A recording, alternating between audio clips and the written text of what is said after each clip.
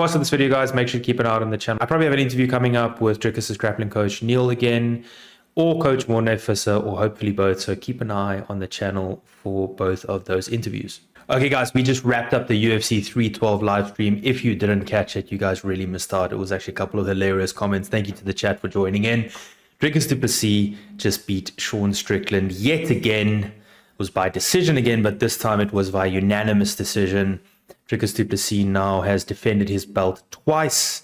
He is now on a 9-fight win streak, only 4 away from Anderson Silva, which I didn't know. I honestly thought Anderson Silva had more. Obviously, Anderson Silva's streak was mostly title fights. I think only like 1 or 2 weren't title fights, but only 4 away from Anderson Silva's streak. So really climbing up the ranks in the greatest middleweight of all-time rankings. Probably still 3rd behind Izzy, but really, really close to being 2nd behind Izzy. But anyway, it was a good fight. I expected Strickland to be elusive as he was, a lot like the first fight.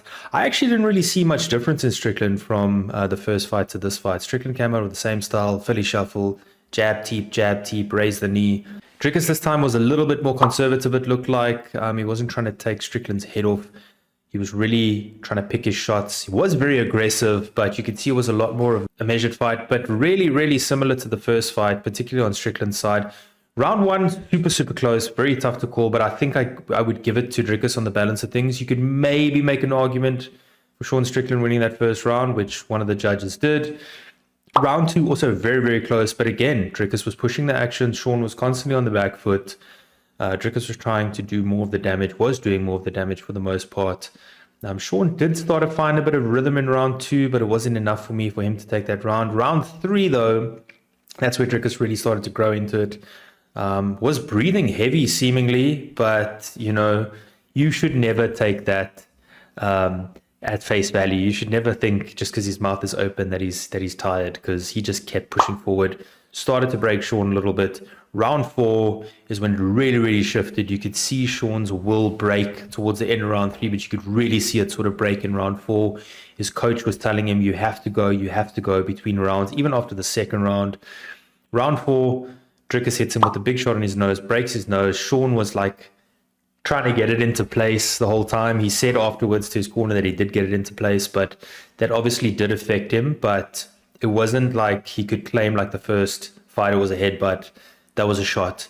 So that really started to cement Dricus as winning the fight. Round 5, they told Sean, you have to give it all, got to risk getting knocked out. He didn't do that. Much of the same. Dricus just kept pushing forward. A lot of spinning attacks from Dricus, spinning kicks, spinning elbows, spinning back fists, even did the little John Jones spinning elbow. I've seen him do a lot.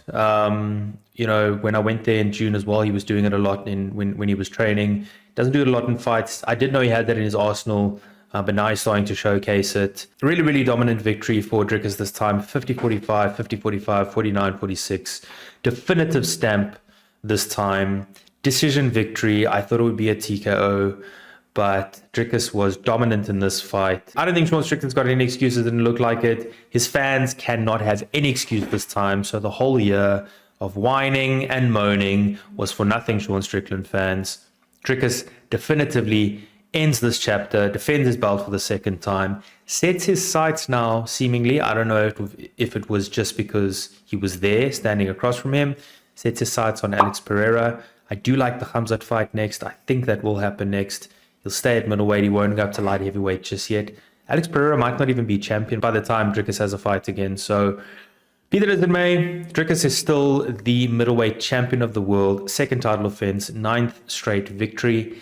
Still number 1. Probably going to climb the pound for pound rankings. And I hate to say I told you so, but I told you so. As always, guys, let me know your thoughts in the comments. How did you find Dricus' performance? Who do you want to see him fight next? Are you going to watch the live stream?